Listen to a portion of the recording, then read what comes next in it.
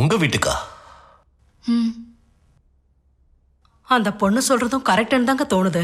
பரவாயில்ல, அனுப்புங்க.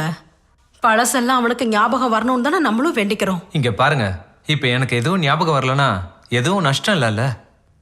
நான் இப்ப நல்லா தானே இருக்கேன். டேய், நீ குடிச்சிட்டு ராத்திரி வீட்டு கதவை தட்டினாலும் என் பையன் தான் வந்திருக்கான்னு எனக்கு நினைப்பு வரும்டா. இப்ப மட்டும் என்ன குறைஞ்சிடுச்சு?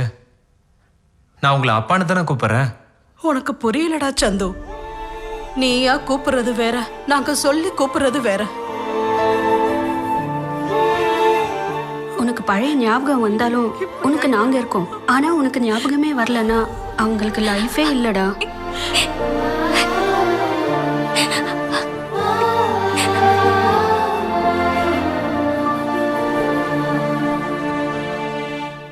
உடம்ப நல்லபடியா பாத்துக்கோ. நல்ல விதமா இருக்கணும்.